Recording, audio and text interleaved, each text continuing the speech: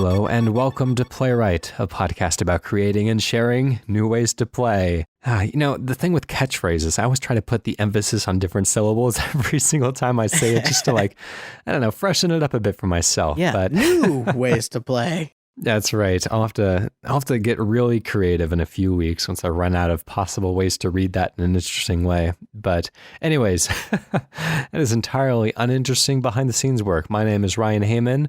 I am called H for the sake of convenience on this podcast because my podcast co-host name is also Ryan. In this case, Quintal, you can call me Q and H, we've hit an inflection point here. Inflection point, just like your voice hit an inflection point when really, you really high.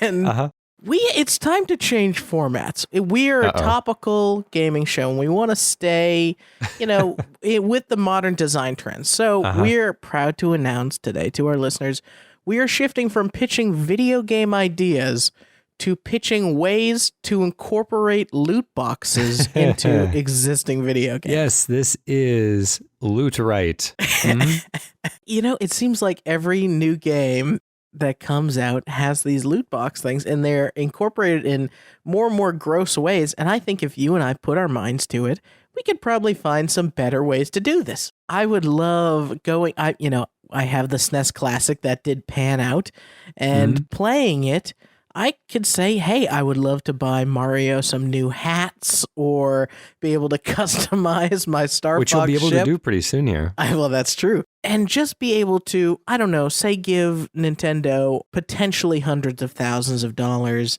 for meaningless stuff. Or what would be terrible is loot boxes in Animal Crossing. Oh my God, that actually would probably work very well, so I regret that we said it. That's right. Don't get any funny ideas. I want to pitch some video games. How about you? Yeah, okay. I can probably work that into my schedule somewhere. Can we make that a thing every week where I have to convince you that we're going to do this show? Yeah, so this week, what is my incentive to continue doing the podcast that we both created? We are going to put $1.99 into a invisible paywall, and it is going to shoot out a box that has video game ideas. We just read them on the show.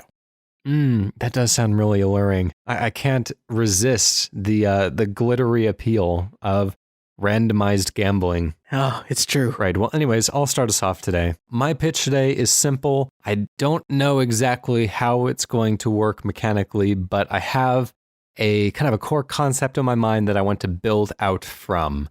So I'm thinking something kind of like what is that, a Peter Molyneux game that was just republished for the iPhone? It's Goddess, is that it? Yes. Yeah, okay. So it's a Goddess-style kind of civilization building game where you play kind of a god figure that oversees a semi-autonomous civilization that's colonizing a small planet. Not tiny, not like Mario Galaxy tiny, but something where... Maybe Civ Revolution tiny.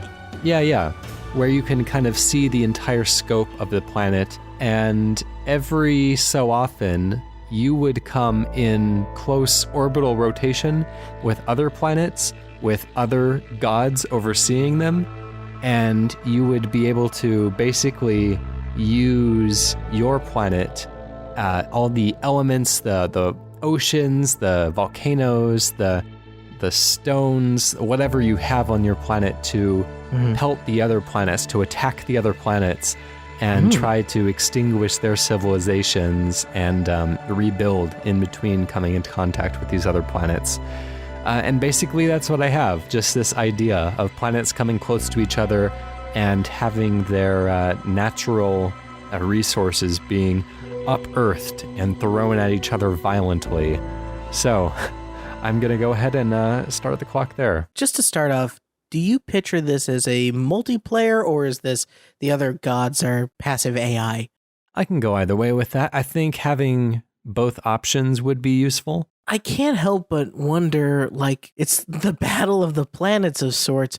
So how a water world could be affected by or attack some sort of rocky volcanic world, and maybe the planets come out all the better for it. That's kind of interesting to me too, of like, oh, thank God we needed some water, or we needed some extra land to build our civilization on. There's another game that is sort of, I don't know the name of it, a simulator of the universe where you can kind of mess around with physics and it tosses planets and crashes them into each other. Universe Sandbox. It's actually a local game to Seattle here. Oh, okay. So Universe Sandbox.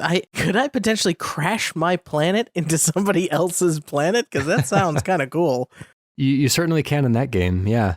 Of course, in an RTS type game, which I'm pitching, that would be a not a sound strategy, probably.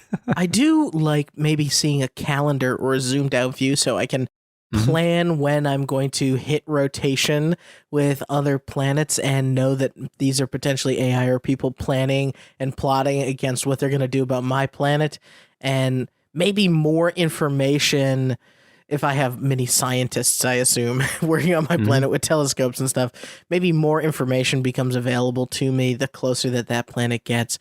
Our research team is like, oh, well, they've got X and X-based life forms, and they have cities where their infrastructure is relying on, water electricity or something. And you're saying, okay, well, now I know if I take that out, or specifically, because you almost are treating the planets as giant, kind of uncontrollable spaceships. Yeah, essentially this is kind of like a StarCraft style game, except it's both RTS and turn-based in a way, where you only have a limited window to attack each of your foes. And depending on how many players, how many civilizations are in this match, the orbits can cross over with each other that many times. And so potentially it could be just, one-on-one, and you have a good long while to prepare for the next orbit around the next time that your orbits come into contact, and then you spend the 3 or so turns attacking,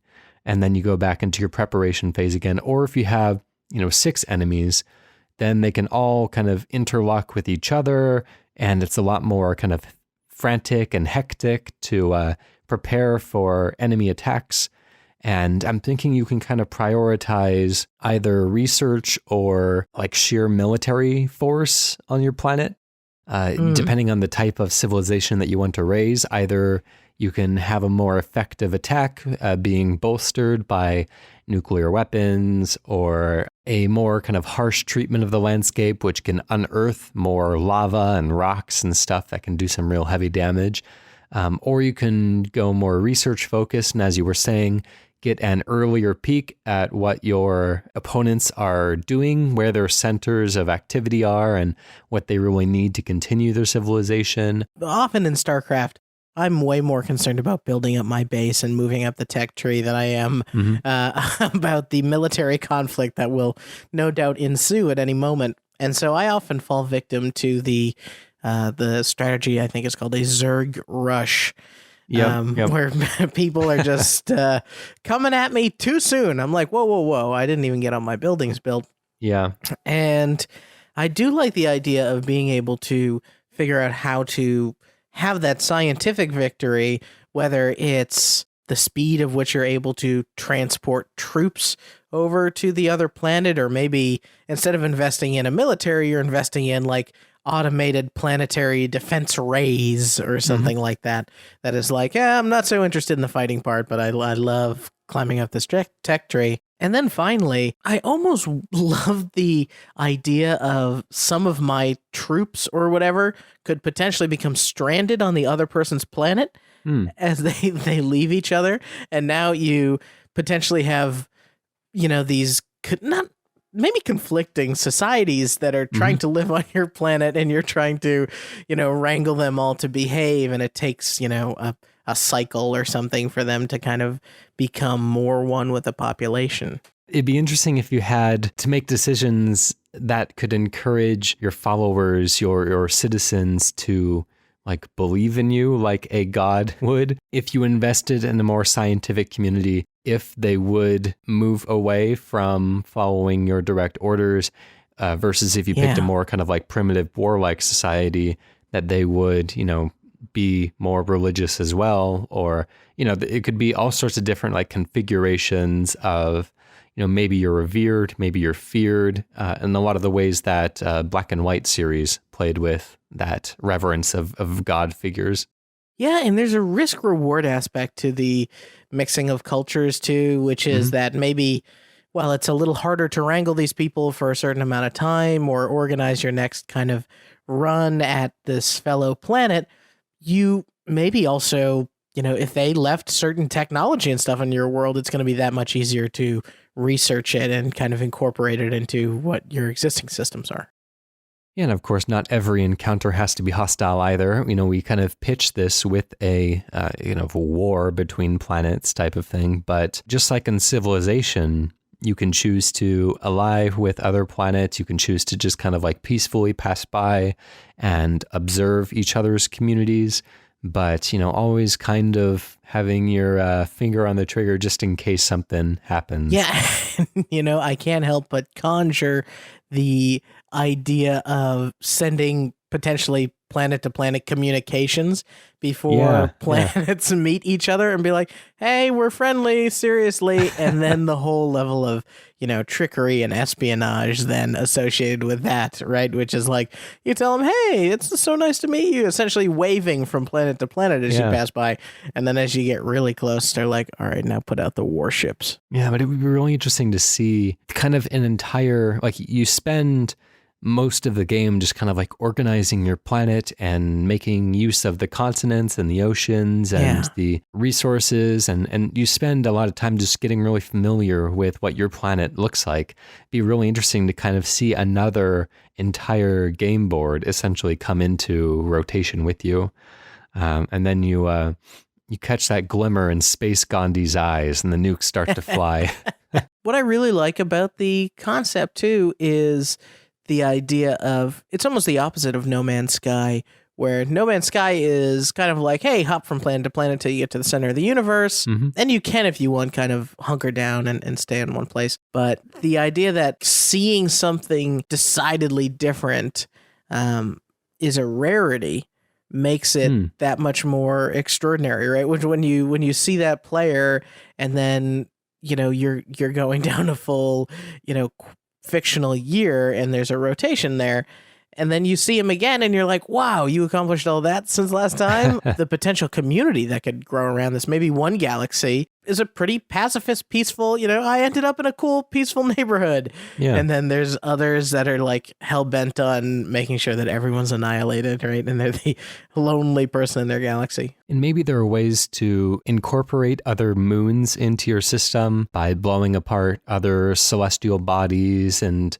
giving you extra layers of defense, or incorporating asteroid belts, or even conquering another enemy planet. And then, you as the god has to like jump between the two of them to try to, make use of both of them at the same time, kind of changing the gameplay style there. Yeah, or if, say, the planet that rotates closest to the sun is always uninhabited, and the planets are essentially competing to who can, migrate to the center of the galaxy and harvest sun energy so that they can travel to another galaxy. That'd be interesting. Or you get like a super laser if you get to the middle and you're able to harness the sun energy. I will destroy the sun. Well, anyways, that is enough time spent with that one. I mean, it's never enough time, but that's what we do to ourselves. So, anyways, I don't really have a great name for that. I'm going to call it, and this is not the name I would market it under for obvious reasons, but I'm going to call it War of the Worlds, because essentially that's what it is. But yeah, I don't think this is in the public domain yet, so I'd have to change it if it ever went to market. Yeah, we got to get Tom Cruise involved as well. That never turns out badly, as we've seen time and time again in recent years. Okay, well, I, like you, don't have a name, but maybe we can come up with one after we workshop this one. Cool. What do you have for us today? I've been thinking a lot about survival games and how they are almost always about taking resources and destroying a lot of the natural beings. Lara Croft and Tomb Raider and stuff, you kind of kill animal as if you're a sportsman, and they're just, at the end of the day, resources and pelts for you to upgrade your weapons.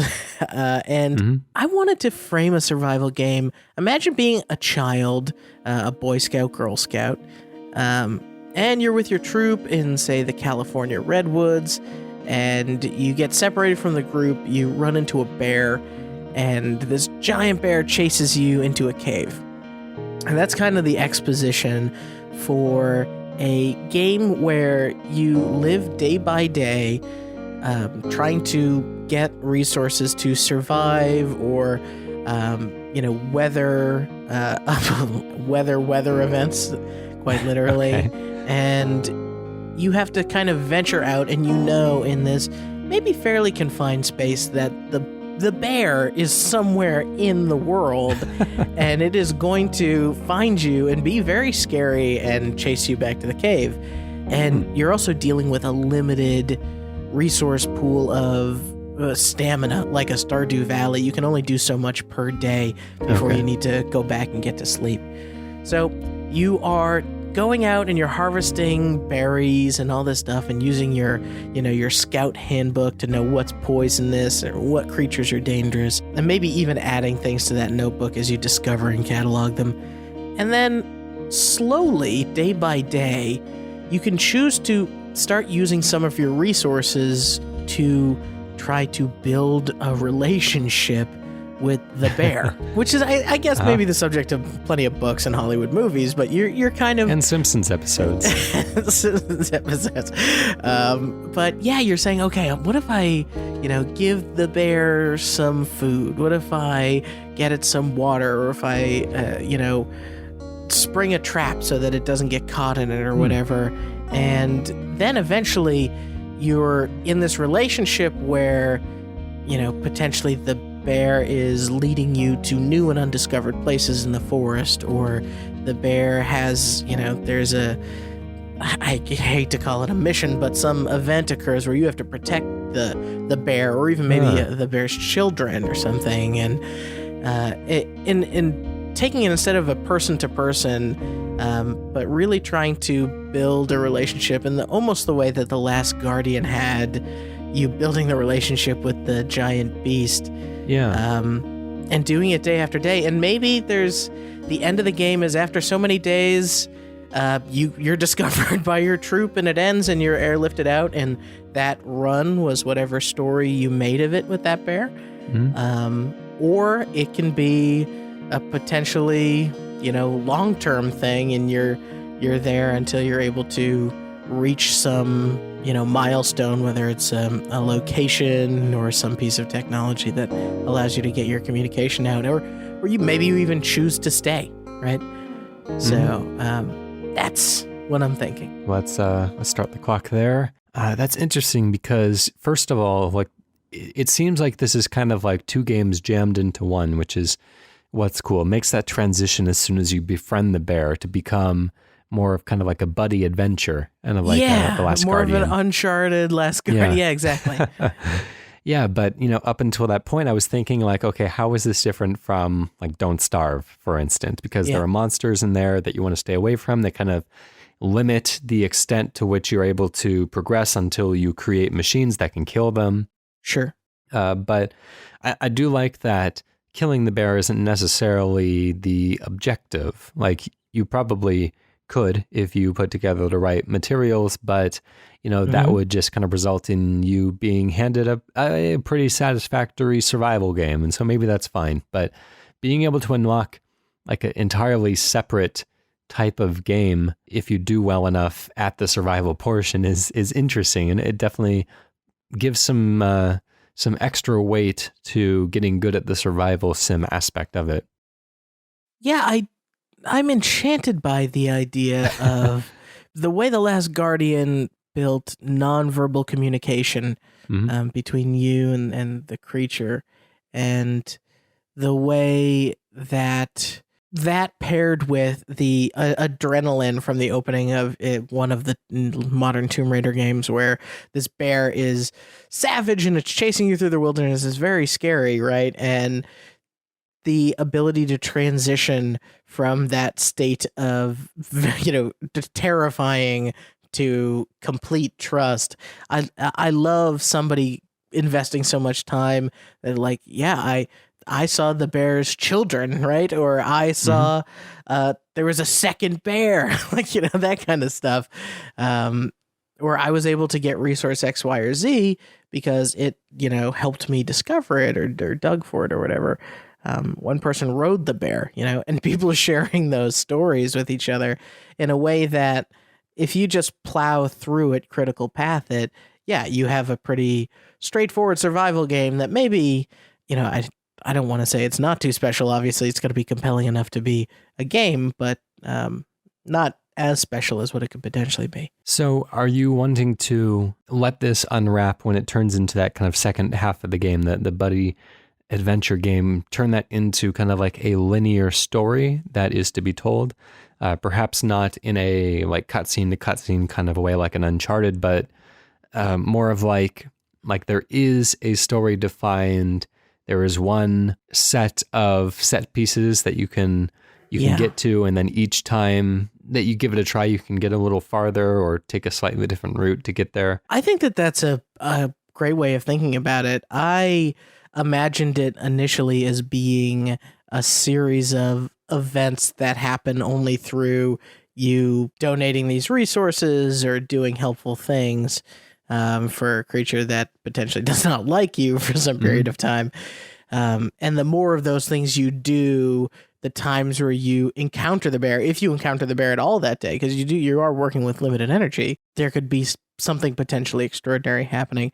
But I love the format too, where once you've done enough, these set pieces are all queued up, essentially, where you're going to experience them in a particular order that could really have a very emotional and satisfying arc to it. Maybe even once you get to that second portion of the game, you learn a little bit more about the bear, which can help your run next time. You learn what kind of food he likes and what kinds of, things he's afraid of, and all these things that you can use to assist you in your next time around so you can get to the adventure game sooner if you wish to. H, could you imagine having to make the decision, trying to scare off someone that's potentially hunting or going to kill the bear and knowing that was potentially your ticket to, quote, reality or society again? If you're being airlifted out after a certain amount of time, then, you could just kind of hunker down in the cave, and as long as you don't starve, then maybe after, 14 days or however long that would take to elapse within the game time, you will see an ending of the game. And so, either way, like, you are being saved as long as you survive that long, but you really being able to experience this kind of magical story of the forest is your incentive to go further and to take risks like that. And I do like the idea of, depending on where in the timeline you potentially fail, having the end of movie cutscene at the end where they potentially kind of morbidly discover your body, and maybe a really rewarding run. Not only do you make it out, but it's a montage of the moments you've potentially had with the bear, or if you die near the end, they find a bunch of the artifacts and things that you've collected, and they say, oh my goodness, what happened here? As you see them puzzling, trying to put together the pieces that they can't quite make sense of. It would be really interesting to kind of uncover these ancient temples, kind of like Tomb Raider style. Yeah. Or, just try to find things and discover new locations. Maybe if you choose to stay in the forest with your new bear friend, then you would have to find some way to like fake your own death to put everybody off your trail. Yeah, right. I love the, into the sunset, you riding the bear, full Jungle Book-esque kind of ending. So it's interesting. There's a survival game that has a definitive ending, kind of a roguelite type thing where through gathering new information, you can make it slightly easier for yourself, but always kind of working towards that ending. I think survival games in particular are typically within the roguelike family because it tends to work really well, the kind of randomization, the replayability, but maybe like, putting one out there that doesn't need to be infinitely replayable, something that can end is just kind of fresh and kind of a brave step that can get it noticed. At the end of the day, it's all focused around, I really want people to walk away sharing stories with each other about how they survived and what they did to survive. And maybe one person was like, oh man, I found the berries and I just ate berries all the time and it was boring or whatever. And another person is telling this tale of like, I discovered this whole cave system and it turned out to be artifacts from World War II in there and all this crazy stuff. Yeah, that would be really cool. And this is a bit of a tangent, but there's a Double Fine game called The Cave. Have you played that at all? I haven't. No, I got to check it out. Yeah, that one was directed by Ron Gilbert. It's kind of it's a 2D platformer, a side-on platformer, but it kind of follows a lot of the logic of point-and-click adventure games and a lot of the type of puzzle structure that you would see in a point-and-click. Mm-hmm. And so it's kind of like a nice way to play even a multiplayer playthrough of a point-and-click style game that's really accessible for people who haven't spent that much time with that genre in the past. But anyways, it has different branches of the caves depending on the characters that you choose to take down. I think there's 7 total, and you can take 3 of them in each run. Oh, interesting. And then each of them is telling the story of that character's life in a way, and has artifacts from their life and from their story, and it does a really good job of crafting a narrative. And so, yeah, maybe having kind of multiple branches of this cave that tell different stories, that give you different details as you go through them, and kind of encouraging you to come back later and see what else you can find. And, maybe not even like branches, but, just kind of pushing in to this cave into the darkest caverns and different ways you can stumble upon different trails of narratives to find. It'd be kind of cool. Yeah, that's really cool. Yeah, absolutely.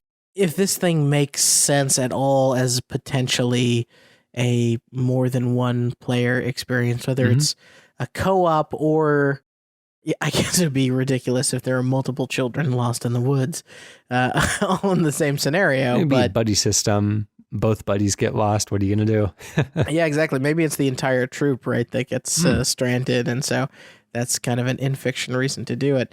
But if there was that way, kind of like Don't Starve Together, for people to work together to survive, and that could create a fun scenario where a playthrough goes totally Lord of the Flies on people.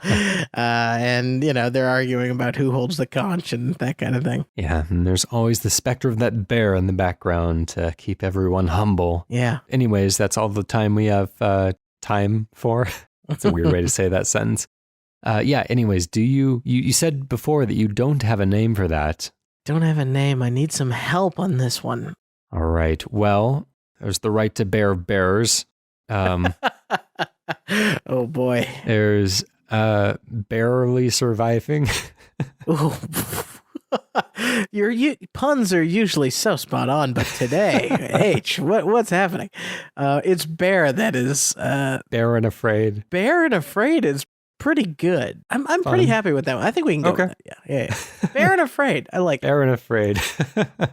That's an amusing name for an amusing game. Anyways, we have a community submission from a David Griendt, maybe. It's a Dutch last name, and so I'm afraid I'm a little spotty in the pronunciation there. But thank you, David, for sending this in. He has 2 ideas actually. We're only going to be reading the first of them today, but we will certainly circle back to that second one eventually. Anyways, David says, genre third-person combat RPG in the style of a semi-realistic Dragon Ball Z kind of world, as in a realistic world where some people have extraordinary powers, which mostly revolve around flying and manipulation of energy.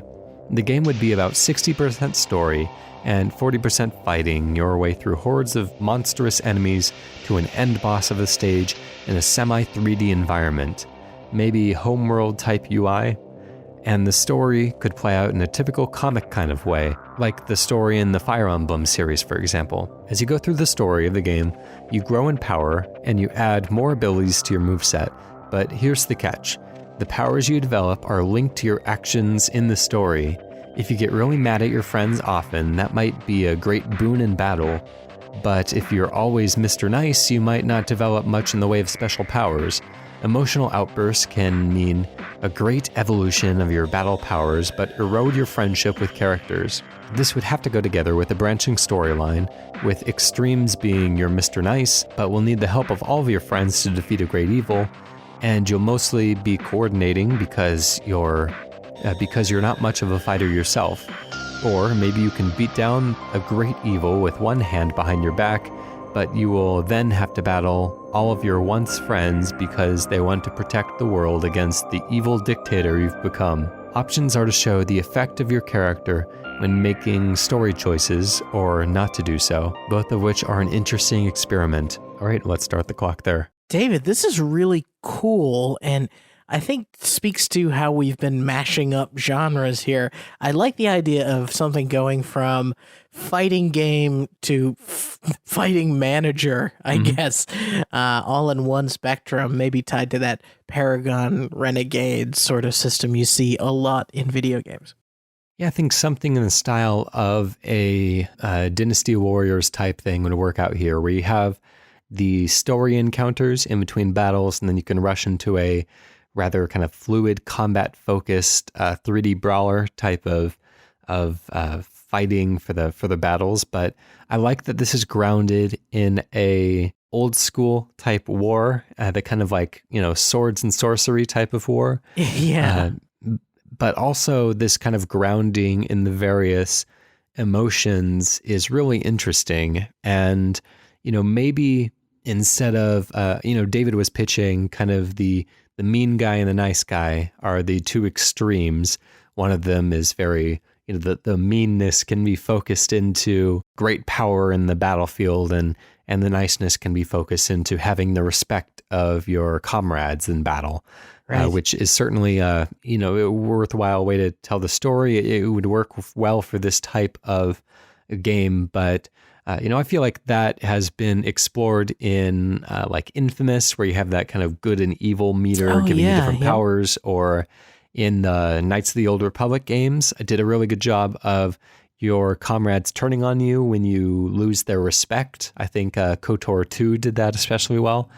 So I'm interested as a thought experiment in branching this out into a more like gratiated, like three-dimensional view of emotions. Like if we even take the, however many, like 8 primary emotions or something, and kind of create like a grid of these emotions, and have many different expressions along the spectrum of emotions. You can be highly angry and sad, and that can manifest in battle in a certain way and manifest in the story in a certain way. You can be highly happy and nervous and jealous, and that could manifest in certain ways. Or you could be low in all levels of emotion, and that can give you different gameplay choices later on. But yeah, I think having an exploration of these different emotions would be cool, kind of like Inside Out, that cool Pixar movie.